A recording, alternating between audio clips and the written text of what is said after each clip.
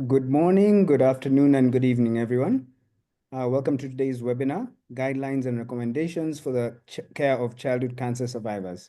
My name is Sydney Chahonyo, and I'm honored to moderate this critical discussion, not just as a host, but as a childhood cancer survivor myself. This topic is deeply personal to me, and I know it resonates with many of you, whether you're a survivor, caregiver, clinician, researcher, or advocate. The long-term health and well-being of survivors depend on evidence-based, accessible care, and that's exactly why today's webinar matters. We'll hear from 3 leading organizations working to harmonize and adapt guidelines globally, ensuring every survivor receives the support they deserve, regardless of where they live. Their work bridges gaps in survivorship care, and today's discussion is a chance for all stakeholders, clinicians, policymakers, families, and survivors like me to learn, ask questions, and collaborate. Before we get started, I just want to let you all know that the webinar will be recorded and shared on the SIOP YouTube channel for future reference. And please feel free to submit your questions via the Q&A feature. We'll address them after the presentations are done. Before we get started, I just want to introduce Dr. David Noyd, who is going to be co-moderating with me. Maybe you can just say hello and introduce the first speaker. Over to you, David. Very good. Thank you so much. Good morning, everybody. We're excited to host this webinar, Guidelines, Recommendations for the Care of Child Cancer Survivors. We'll be going through evidence-based guideline-concordant care, as it's an important part to optimize the health and quality of life of child cancer survivors. This will give an overview of long-term follow-up guidelines from 3 different groups. So we have 3 wonderful speakers lined up representing the Children's Oncology Group, International Guidelines, Harmonization Group, and PanCare, as well as the Adapted Resource Implementation Guide Group as well. So our first speaker is going to be Dr. Renée Mulder, speaking about the International Guideline Harmonization Group. Welcome, Dr. Mulder. Thank you, Sydney and David.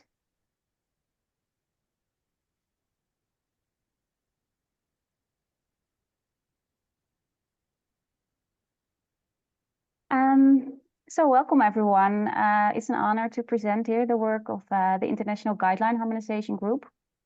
And in this presentation, I will focus on guideline development first, and then share some insights about the IGHG. So to achieve optimal quality of care, several steps are necessary. And the first step is to actually perform clinical studies. The results can then be summarized in systematic reviews, and clinical policy can then be made by integrating this evidence into clinical practice guidelines. And based on the recommendations in those guidelines, we can evaluate quality of care and also identify gaps in knowledge and gaps in care, and then the cycle will start again.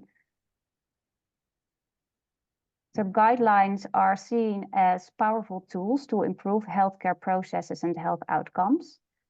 And in many fields of medicine, care that is consistent with evidence-based recommendations has led to improved patient outcomes and more efficient care delivery.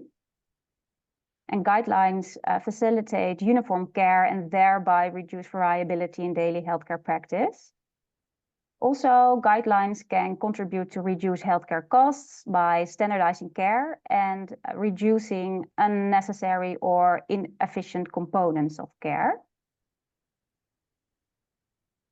So when people started to develop guidelines, this was mainly consensus-based. But since the introduction of evidence-based medicine in the early 90s, there was a shift towards the integration of evidence when formulating recommendations. And when you make an evidence-based guideline, there should always be a clear distinction between scientific knowledge and recommendations. And to generate recommendations from evidence, several factors are considered, such as the quality of the evidence, clinical expertise, but also patient values.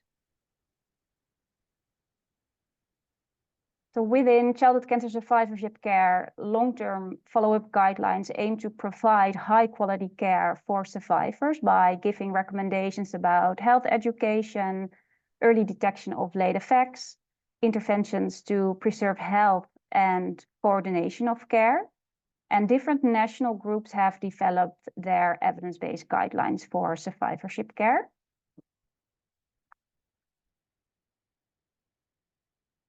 However, the recommendations within these guidelines differ, and this leads to variations in clinical care. And this variability in existing guidelines may hinder implementation, provision of consistent, clinically effective care, but also comparison of outcomes, which underscores the need for international collaboration. And therefore, in 2010, the International Guideline Harmonization Group was founded to collaborate in guideline development. And the main goal is to establish a common vision and integrated strategy for the surveillance of late effects in childhood, adolescent, and young adult cancer survivors. And by international collaboration in guideline development, we aim to combine international expertise to develop high-quality guidelines, reduce duplication of efforts, reduce variation in care, and thereby stimulating consistent, clinically effective care, but also to establish collaborative research goals. So the International Guideline Harmonization Group applies an evidence-based methodology to harmonize the guidelines. So first, a guideline panel is composed.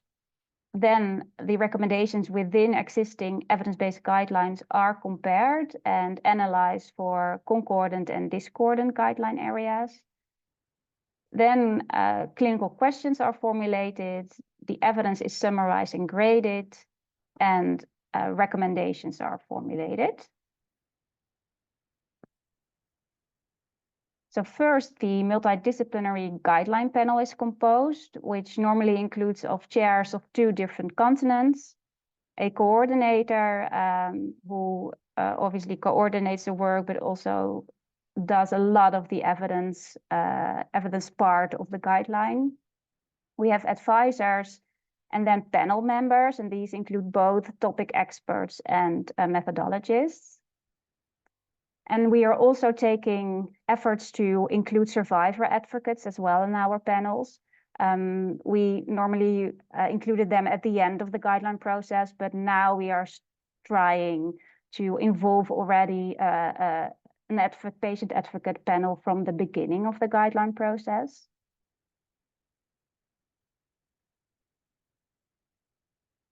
Yeah, in the second step, the existing long-term follow-up guidelines are analyzed for concordant and discordant recommendations. And these are related to who needs surveillance, what surveillance modality should be used, when surveillance should be started, at what frequency it should be performed, and what should be done when abnormalities are identified.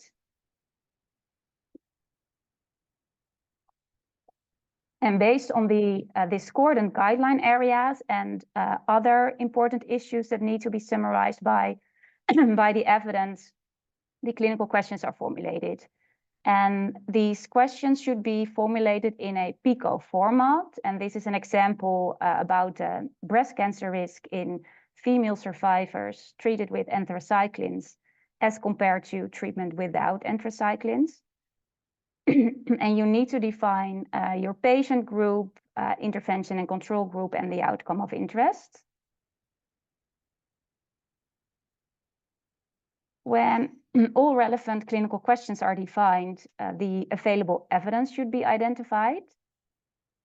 A systematic literature search is performed in PubMed. And then based on strict in- and exclusion criteria, studies will be selected by 2 independent reviewers.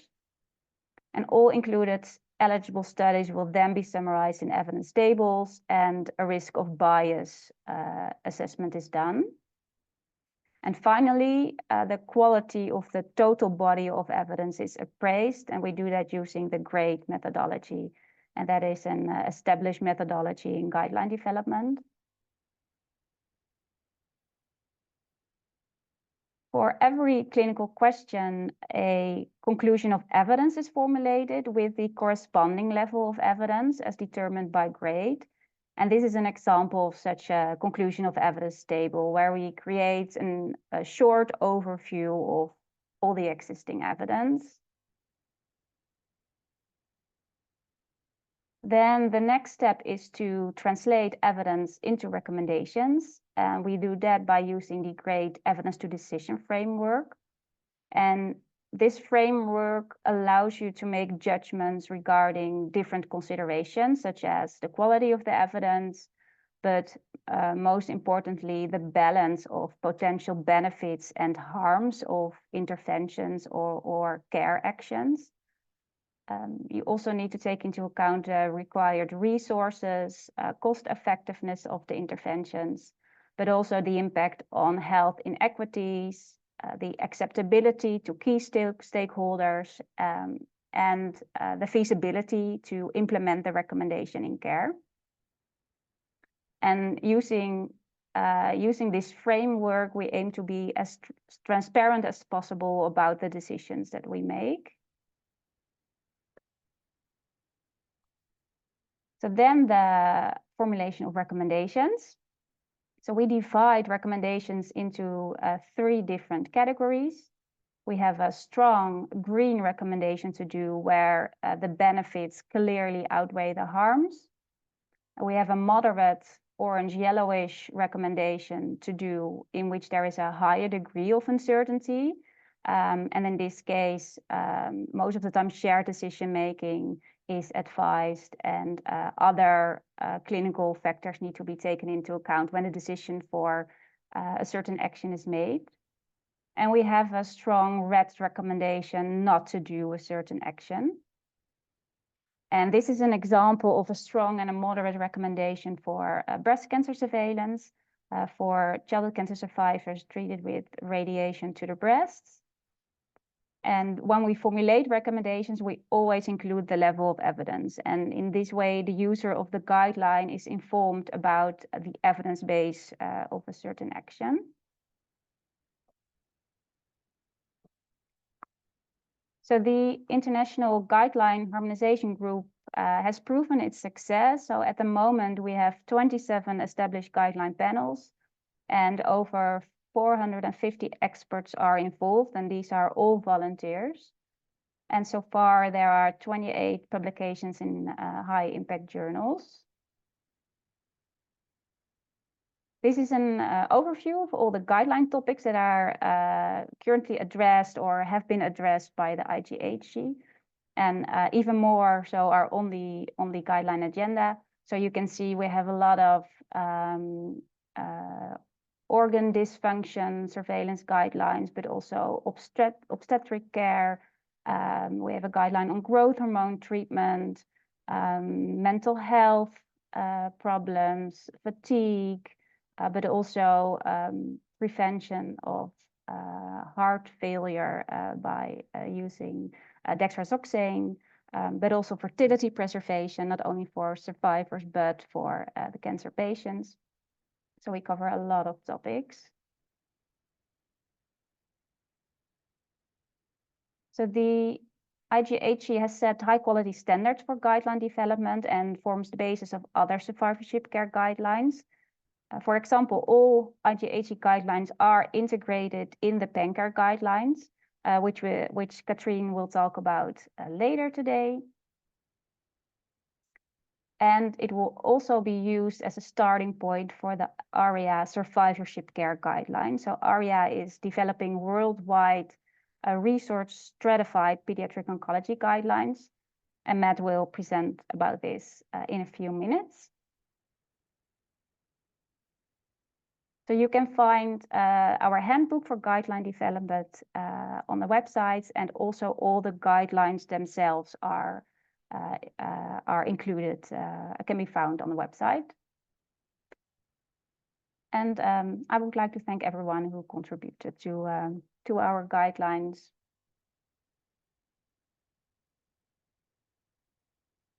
Thank you, though. I'll give the word back to David or Sydney. Thank you so much, Dr. Mulder. Really appreciate your presentation. We'll have time for a question and response at the end of the hour. Next up, I have the pleasure to introduce Dr. Matthew Ehrhardt, who's an assistant member in the Division of Cancer Survivorship at St. Jude Children's Research Hospital and is a leader in the Children's Oncology Group's long-term follow-up guidelines. He'll also be presenting as he's co-leading the adapted resource and implementation application guideline for survivorship as well. So welcome, Dr. Ehrhardt. Thanks, David. I think you're seeing the correct screen, is that right? Okay, yes, perfect. I see some nods.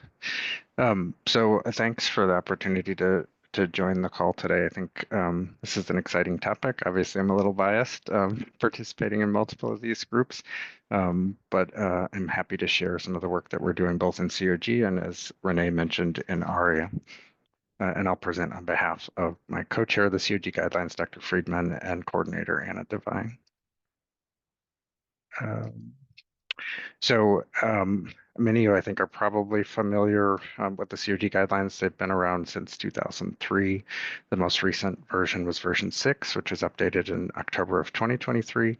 And these are available at survivorshipguidelines.org or at the QR code above. Our process is a little bit different than IGHG in that theirs has more of a Cochrane-based approach and a bit more robust approach on the literature review and grading of evidence side. But similarly, ours are updated approximately every 5 years.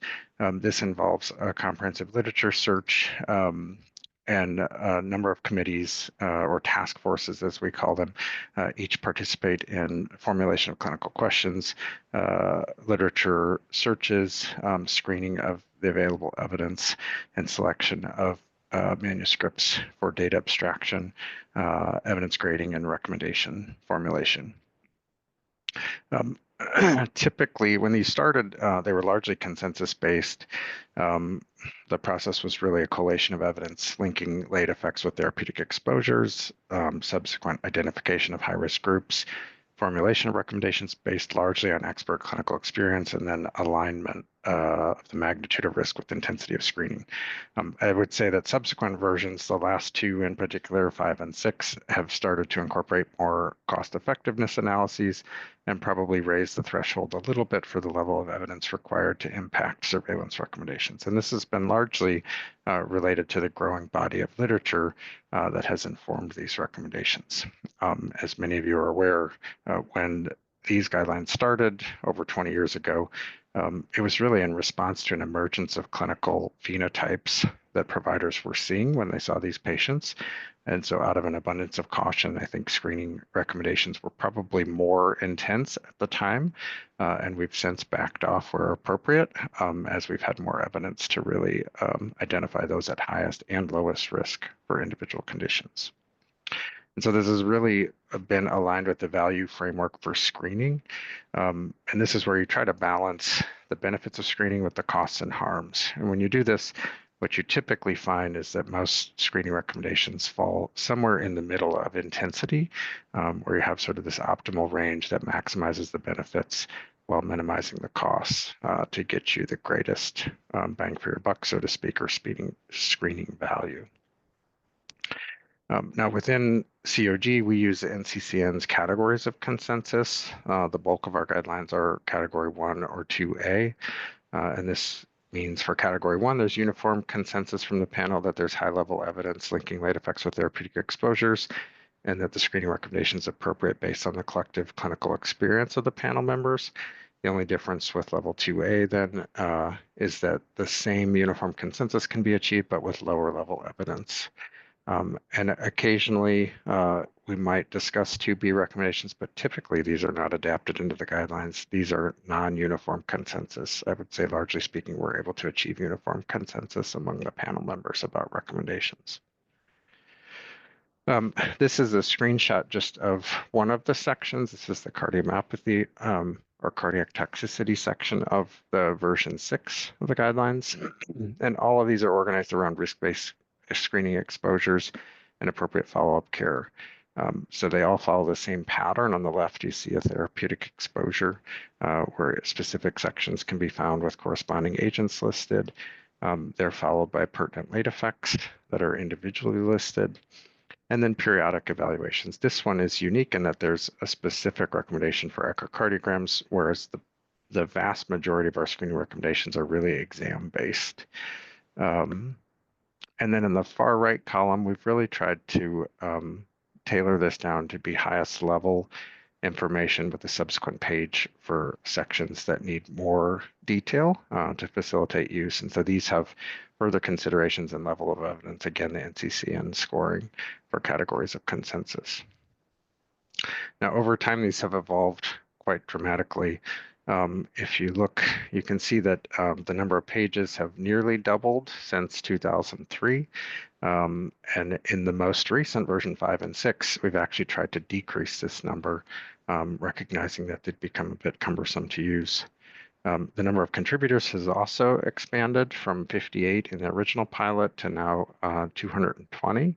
But as Renée noted, this is about half of the individuals involved with the IGHG effort. So there are many, many individuals out there that are contributing to one or both of these efforts. And as you can see then in version 6, we have 165 sections in the guideline, 211 pages. One thing unique to these is the health links. There's 45 health links that are meant to be more patient and primary care provider directed. So they tend to use a little bit more lay language and have information more pertinent so to sort of day-to-day activities among survivors. And these are available in multiple languages, specifically English, Spanish, and French for survivors to access. Now, it's a bit disappointing, and I think this stands for all of us on the call, all guidelines, despite longstanding use of these and robust methods to try to strengthen the recommendations that are made.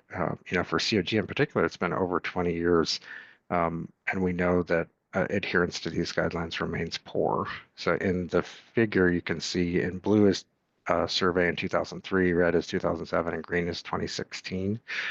For breast cancer, colorectal cancer, and cardiomyopathy screening. This is in the Childhood Cancer Survivor Study.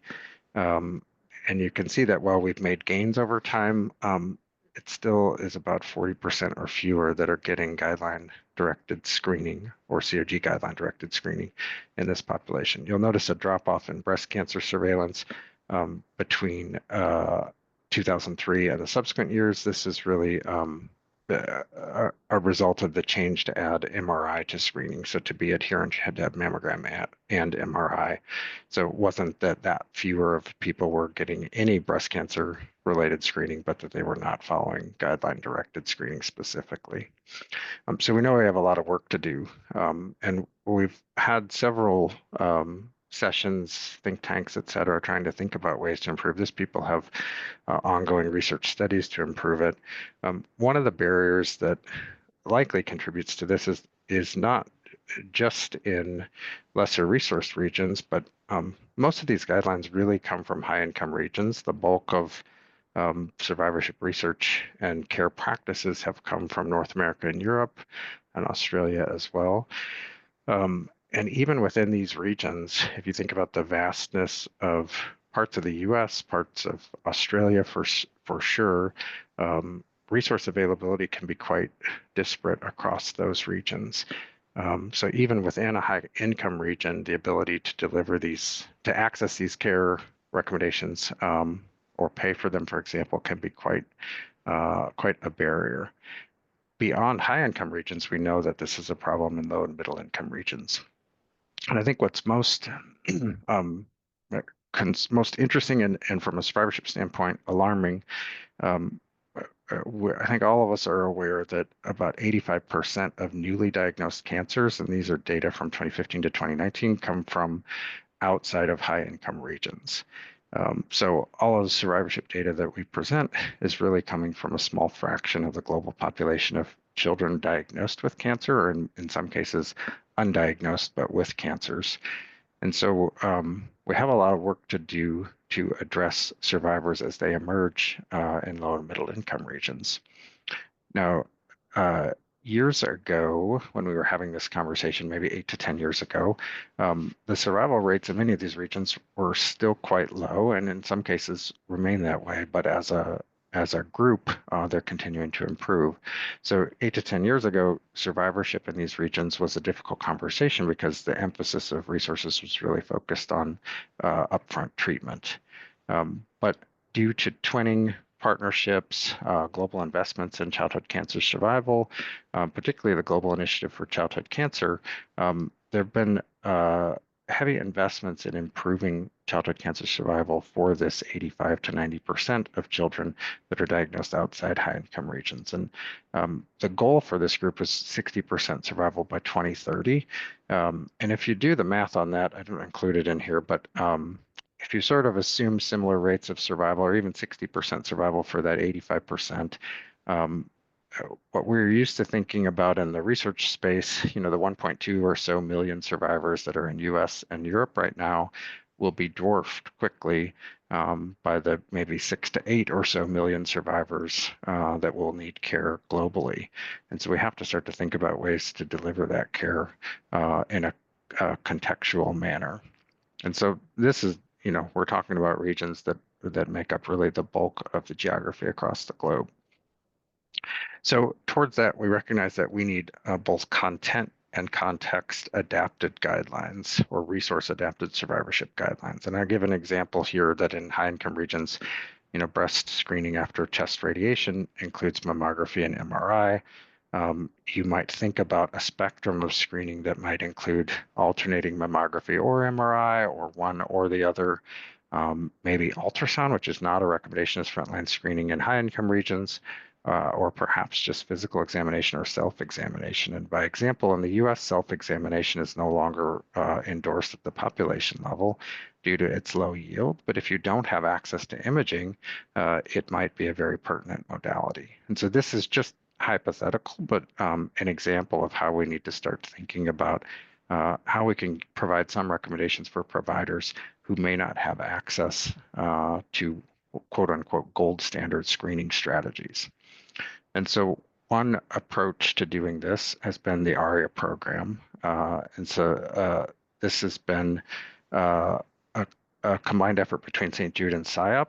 The ARIA program puts forth adapted management guidelines for treatment of childhood cancer and clinical practice recommendations for supportive care, palliative care, and now survivorship. And these are all available on the ARIA Guide portal.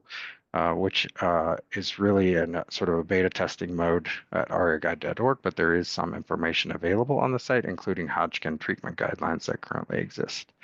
And the way ARIA works is they take, in some cases, existing guidelines. In many cases, there are no guidelines. For example, palliative care in low-income regions. We're not going to have an existing guideline to support recommendations within that region.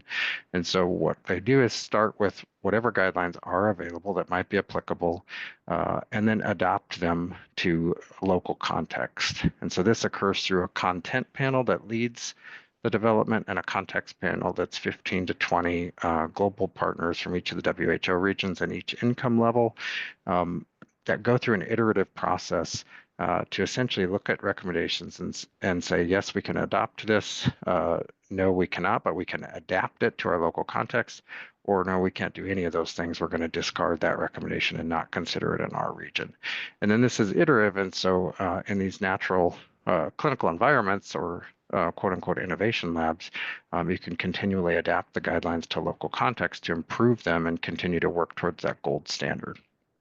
So what does this mean in survivorship? Well, I'm just going to show you a couple more slides that are very preliminary, but to get everyone to start to think about what we in COG, St. Jude, Princess Máxima, IGHG, and PanCare have been kind of tossing around ideas for and thinking about an infrastructure of how we might develop this.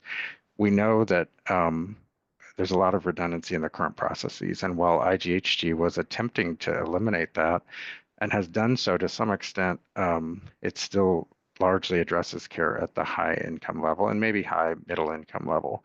But the IGHG guidelines certainly are not written to direct care in a low income region, nor are COG or any of the others, for example. So we know there's a gap.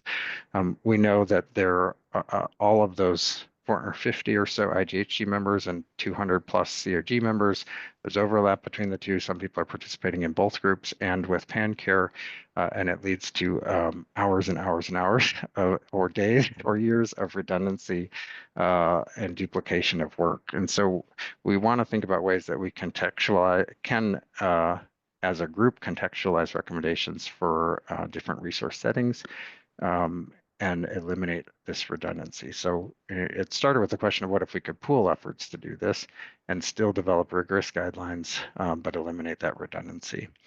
And so again, very preliminary, but what we're sort of thinking about is, can we develop a shared process for evidence assessment and guideline formulation through the ARIA platform that would result in essentially a corpus of resource adapted recommendations, both including the high income that, for example, in IGHG and COG, they're typically well aligned. So those might represent the high income, and PanCare essentially adopts the IGHG ones verbatim and then adds some of their own, which Katrin will go into more detail about. So those already start at a relatively well-aligned level and probably serve as the quote-unquote gold standard or high income. But as a group, can those same participants then help to lead the adaptation into a body of evidence and recommendations that can be shared and utilized by others? And so this would mean that you as an individual hospital, organization, et cetera, could then go to that body of evidence and just pull the recommendations that you want without having to go through all the redundancy of screening the literature, grading the evidence, making recommendations. You could say, here are the recommendations, here's the highest level of recommendation that we can do at our center, and here are the, could be 5 outcomes we're going to screen for, or 20 or 165, whatever the capacity of a local region to do is. You could pull those into your own regional guideline quickly without all the redundancy. So this is what we're working for and hoping to include within the ARIA guide. We're using user-centered design. Some of you may be participating in that process, but trying to come up with a product that is feasible to use, acceptable for people to use, and most importantly, improves outcomes for patients. So it's, again, very preliminary, but something we're excited about. We've had a lot of conversations between IGHG, PanCare, and COG to try to figure out how we can facilitate this. So more to come in the future. And then I'll just put the summary slide up. COG guidelines are standard of care in North America. Despite the robust development and consideration, adherence is poor, and ARIA offers an opportunity to develop resource-adapted guidelines for ready application across regions. And then most importantly is the thank you to Anna Devine, who helps coordinate our COG guidelines. Our prior COG Guidelines Core Committee, which was Drs. Bhatia, Constein, Hudson, and Landier for over 20 years. And then we've had great support from COG's Survivorship Committee, previously led by Dr. Chow and now by Dr. Gramachez, and our task force members who do the bulk of the work and are really responsible for such an important product. And then just a shameless plug, I have nothing to do with planning it, but for ISLIC, it's a great meeting. So if you're available, I know it's a long haul to Seattle, but I put a link to the page. This is coming up in June, and so hopefully we'll be able to see some of you there in person. Very good. Well, thank you so much, Dr. Ehrhardt. Really appreciate all the work and really tying everything together with all the different efforts across the different groups. So our final speaker today is going to be Dr. Katrin Scheinemann, who's head of pediatric oncology in Children's Hospital of Eastern Switzerland, and will be talking to us about PanCare. And after her talk, we'll have time for some question and response at the very end. Thank you very much, David. So as maybe not all of you are so familiar with PanCare, I would like to give you a short introduction before we are coming to our guidelines. So PanCare is really focused on Europe. And in Europe, we have many countries which have a long-term survival now of over 80%, but not all. But we know that with this, around 2/3 of all the survivors really experience late effects. So we have a survival gap, but with this also, we don't have the equal access to optimal long-term follow-up in Europe, and this is something we would like to change. So PanCare is a multidisciplinary pan-European network, and it's like really unites professionals, survivors, and families working on the same goal. And our overarching mission is like really to ensure equal access to optimal long-term care and to improve the quality of life for every child and adolescent in Europe after their cancer treatment. Matt gave you some numbers. So for Europe to speak, it's like 35,000 new diagnoses per year and around 500,000 survivors living in Europe. And the membership, as I said, is like really multi-professionals. So to get like really the multi-professional aspect, and that we get like really also the view of survivors and their parents on the topic. And how are we going to do this? So it's not only guidelines, as you see, we empower survivors, we research late effects, we create guidelines as one of them. We have a network which we are extending. We do a lot of like on communication and spreading awareness and increase visibility. And for all of that, and like also to make this fundable, we need a funding strategy. And PanCare was like really founded in 2008, and 5 years later was becoming a society. And what you can see here is an overview and all the projects PanCare has been either leading or a part of. And we have now to get a second slides because for 2025 and onwards, there are many more projects to come, most of them like really being pan-European projects with many, many stakeholders. And all the guidelines we have, and I will show you the development, were developed like within this and are monitored now carefully by a PanCare guidelines group, because as you have seen, like you have to have regular updates. You have to like really see if the evidence is the same. And for this, you need a group behind it and a strategy behind it. And the second part of all of this is really something directly for survivor and parents, which are the PanCare plain language summaries, which I will also show you. And everything, what are we developing, is freely available on our website. So pancare.eu, you can check and you will find everything I'm presenting here also freely available. And here you can see some examples from all the different projects we have. And you can see that there are different guidelines. There are guidelines like from the end of treatment to 5 years after diagnosis, then more like the long-term follow-up guidelines after 5 years, but also like to organize long-term follow-up care, and then like some special, because we looked specifically at organs in PanCare Life, it's a lot about like fertility, but then also like communication and ethical considerations. So looking at the guidelines, and as Renée already explained, like clearly we are taking into the account the IGHT guidelines, but then also for things which are missing. So where either the topics are not yet covered, so it's an ongoing process, or not ready, that it's a little bit like more pragmatic. With different categories. So there are categories where there was awareness only, then some of them just like with the history of physical examination, but without like really a surveillance test, then with potential surveillance test, and then for sure with a surveillance test. And I will show you a little bit on examples, what does this really mean? So how was the methodology? And so they were originally from a so-called stakeholder group, and that was a mixed group. So that were like really late effect specialists, researchers, and survivor representative. They identified 55 late effects which needed attention. And with this, like we looked what was already covered in published IGHG guidelines, and then like really narrowed this further down so that like 25 topics still needed some recommendation together with the 16 already covered. And as you can see on the right-hand side, that was a longer process. So there was this core group. And when they're like had their recommendations ready, there was an external consultation round. And I didn't say about the bell, but I had told him to text me and I'd let you know. Yeah. Anyway. Maybe someone can mute their mic. So, and this like external consultation round was like 18 late effects representative from 14 countries, so that we have really a lot of European countries present there. And here you can see the overview of the list of the 41.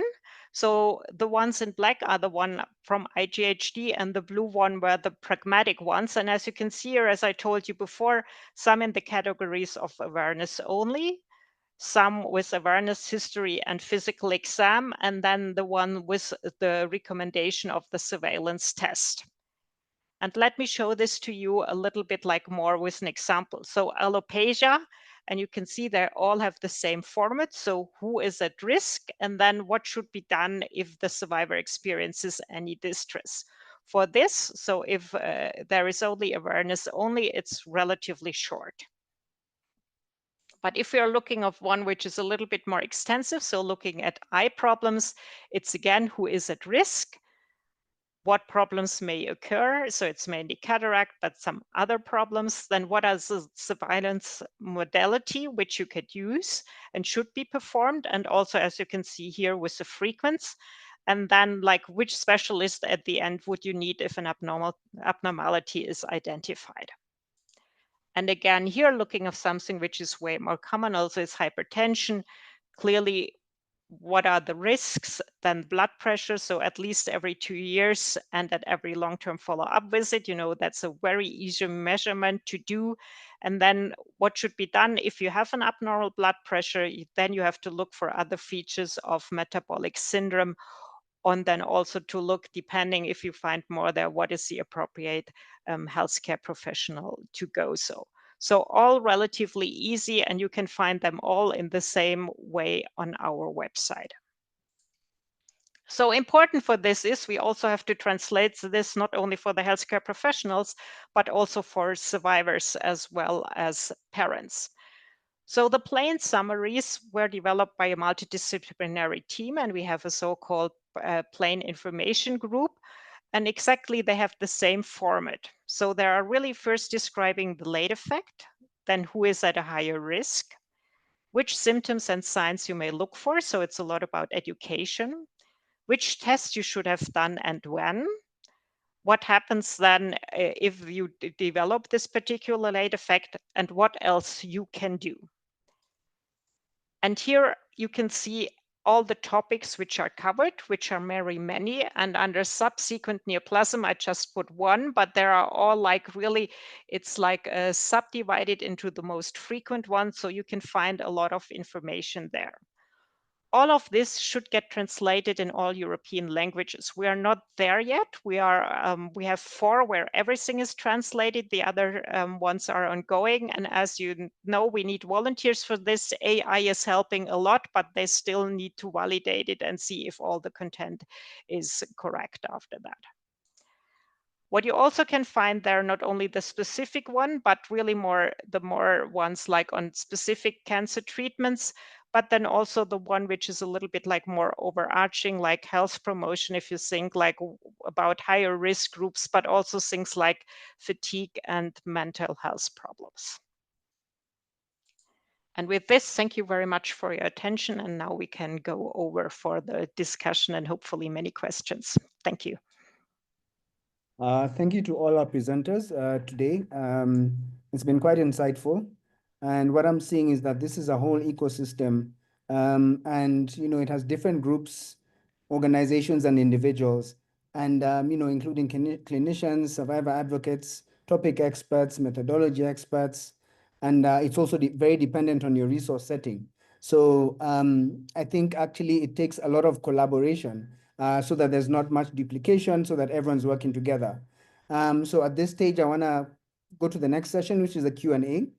I'd just like to ask you to introduce yourself, your name, where you're from, who the question is directed to, and then keep it as short and clear as you possibly can. So please feel free to ask your questions or put them in the chat. Any questions for any of our speakers? Or maybe you just have a general comment.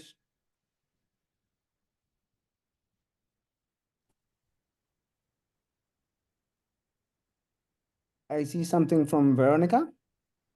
She would like to collaborate in the elaborations or translation of Spanish material from Latin America. She's from Chile.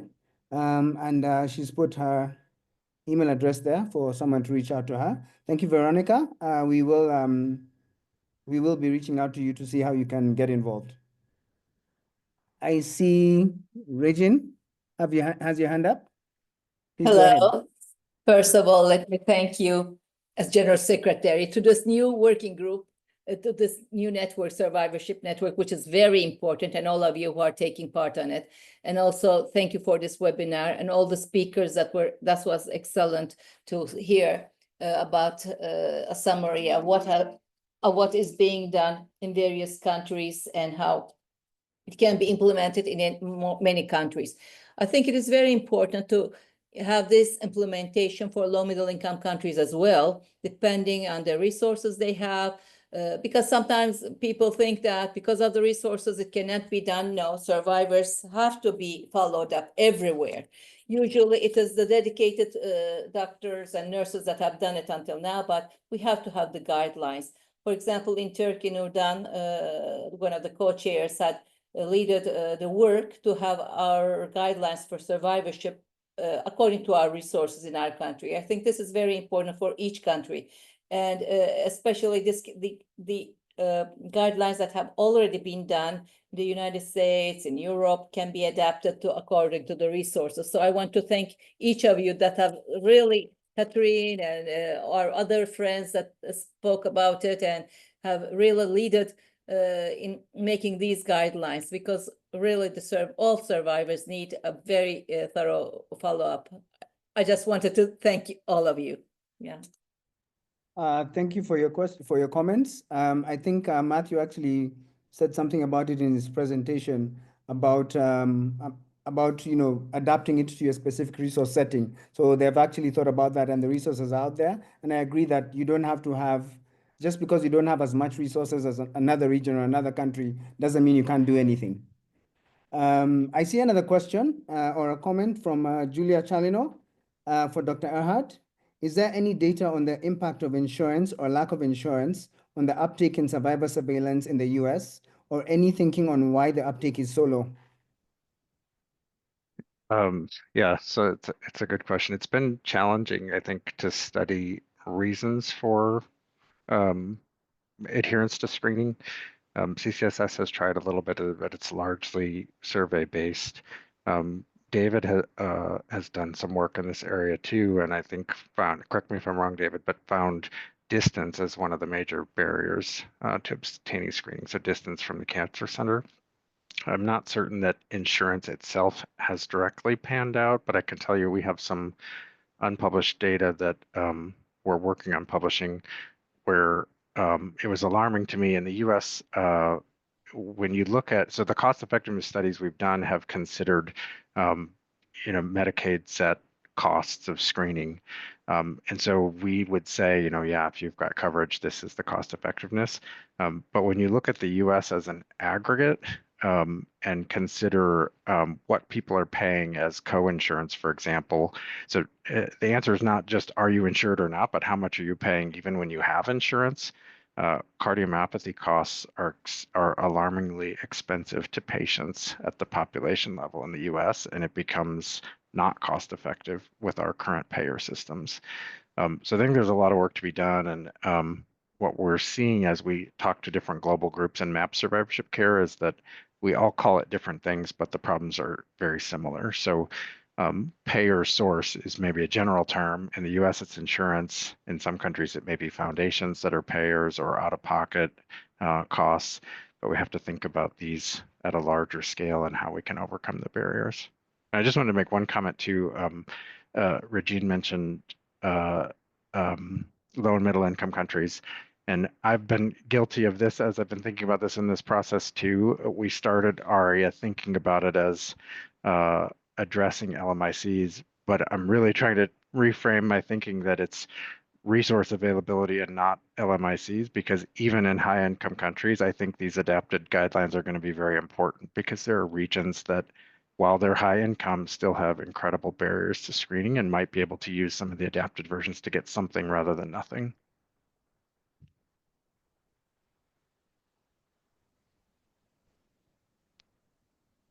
Thank you for that, Matthew. I see there are a couple of other questions. One from Maria Jose Acuna, asking a pediatric oncologist from Costa Rica, what would you recommend for middle-income countries that want to start a survivorship clinic? And which guideline would you recommend using while using the ARIA guidelines? Or, yeah, something like that. I'm assuming that's for you as well, Matt.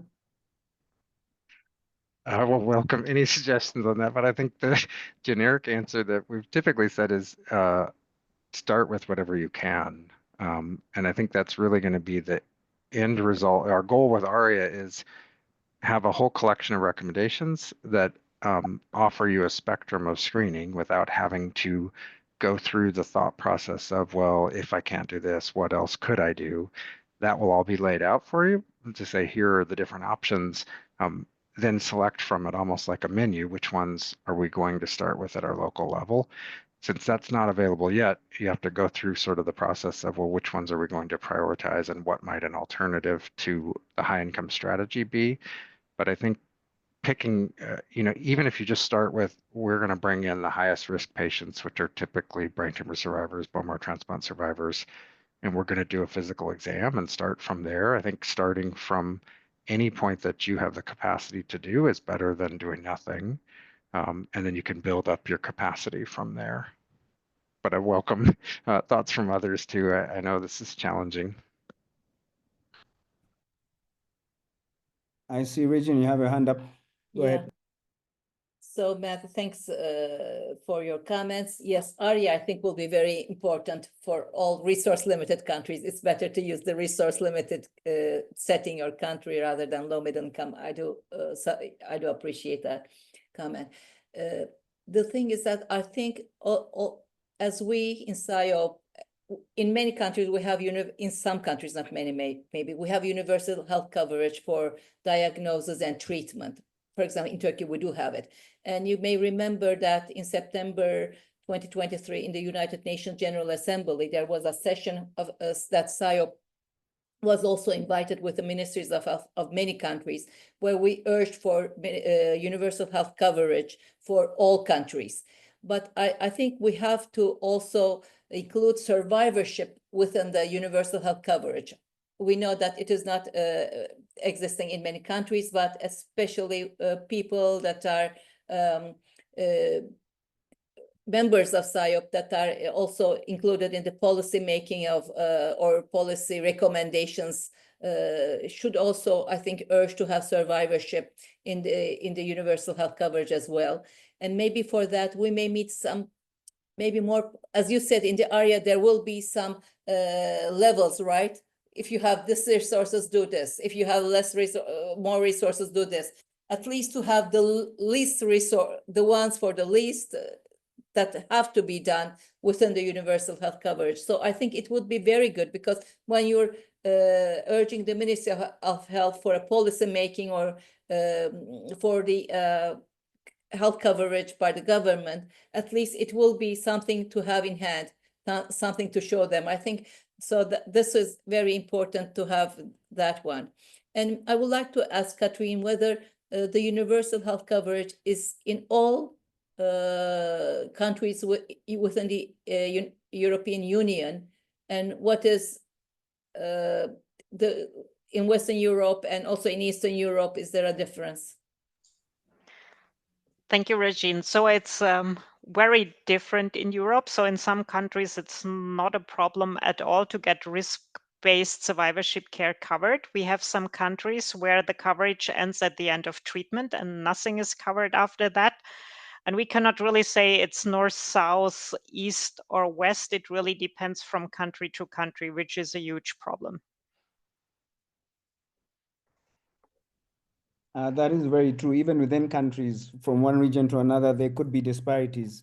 I see another comment, or is it a question from Edith? Don't you think we should include the need or follow-up and the possibility of CCI members to contribute more on this issue? I do know that CCI and SIOP are very strong partners, and I see that you have also included patient advocates in some of these studies. So, CCI and its members are very available and willing to partner with all the different groups that are involved, because we have firsthand access to the beneficiaries of these guidelines. So it would be good for us to, see how we can collaborate better to ensure that, the needs of the survivors are merged with the needs, the clinicians and the protocols and the treatment guidelines. So we are there to support. So please feel free to include us. Yeah, thank you so much, Sydney. I think that's very important. And so there, one of the PanCare projects, it was the EU CAIAS-net project, where that was survivors were running that project, and they were they intended the project, and so together with some ambassadors, we actually made recommendations and conditions how patients and survivors should be engaged in guideline development. So they gave us, CCI was involved, so they gave us a lot of feedback on how and where in the process and who it should be in guideline development. And one of our PhD students is now making the manuscript, so it will be published as well, but we will try to follow those recommendations for the guidelines. So it says, for example, that for the recruitment phase, how we can recruit survivor representatives, but also what their role can be in the guideline development phase, etc. Yeah, I think, Renée, that's very important. And I mean, we had quite a few countries also within Europe where survivorship care was only made possible through the initiative of survivors and advocacy organizations. So it was not really initiated by healthcare professionals than by them. And it really helps to have a strong voice there also for policymakers. So I think we can only strongly encourage that. Thank you for that. I think going forward, we'll find a way to see how we can engage more and ensure that more survivors are included. We have time for just a couple of more questions. I see that, hello, from Ebtehal. I hope I mentioned your name properly. Hello, thank you for the great talk. He's a pediatric oncologist from Egypt. We recently started to develop our national guidelines for pediatric oncology diseases. Do you think it would be better to give individual recommendations for survivors of each disease, or a collective guideline for all survivors addressing critical issues like maybe fertility or heart complications? I'm going to leave that open to our speakers and anyone else who wants to chime in. I can maybe start. So, I mean, clearly advice for individual, because I mean, the treatment and the risk is so different, but clearly it would need more work than doing it general. But I think whenever possible and from the resources, we should do this on an individual basis. Maybe I can comment something according to my experience from my own country as a developing country. Yeah, it's very important to take the risk categories based on the individual condition and disease. But sometimes it is difficult and more complicated to make a guideline to follow with the few oncologists in the centers and many issues coming together, taking care of the diagnosis, treatment, and survivorship. What we made is we were choose our guideline as organ specific. Let's say cardiovascular system, neurologic system, let's say gastrointestinal system, so system by system, and then there's a table according to the dosage of the total dose of the chemotherapy and what kind of side effects can be expected and what is the recommendation for follow-up. We try to make it easy to follow, as table by table or organ by organ. So it's available for all over the Turkey. They can check and go through their total dose of chemotherapy and what kind of side effects are expected. That was much easier to follow in the countries like in my country. So if they have for maybe Egyptian friends to give a start, and then they can try to change it by according to resource setting, But it was working for us, at least I could say that. I can say that. Thank you. Thank you very much. I put a link. We For don't have that, time to pull it up, but oh, sorry. I think it's and delayed. can you hear me? Go ahead. Okay. Since survivors tell us mental health is a priority, how has this been managed in the guidelines currently being developed? I'm going to leave that to any of our speakers. Thank you, Julia. I mean, we have developed guidelines. I think it's a huge research issue, like even in high developed countries, I would say, like we cannot only screen and identify, but then also we need to organize the help and the care, those psycho-oncology, etc. So this is, I think, the main issue, and that's not even easy for us in a country like Switzerland to get enough resources for that. Matthew, did you have something to say? Oh, I was going to comment about the last question. Just that Renee's group had led a really nice Delphi panel that came up with kind of core outcomes for each disease group. And there's a table in it that's table 2 in the link that I put in the chat, that if you're really trying to come up with a concise guideline that spans diseases, you can use that table to figure out which outcomes would be the highest yield. You could pick 5 to 10 outcomes that really overlap the most diseases and would be pertinent to the most patients. So it might help your approach. And we're using that same, there's 24 core outcomes in that table. We're using it to guide our ARIA effort right now as far as prioritizing which ones already have COG recommendations, IGHG recommendations, and will be first adapted because they've already gone through that level of scrutiny. Thank you for that. I think we've just run out of time. I think I just want to thank all our speakers for being with us today and for the engaging presentations.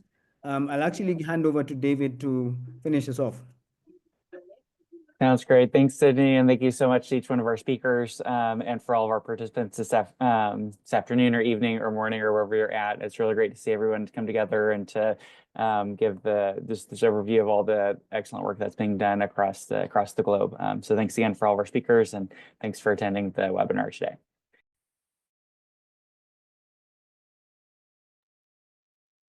Thank you so much. Bye-bye. Thank you. you. Bye, everyone. Bye-bye. Thank you. Thank you so much.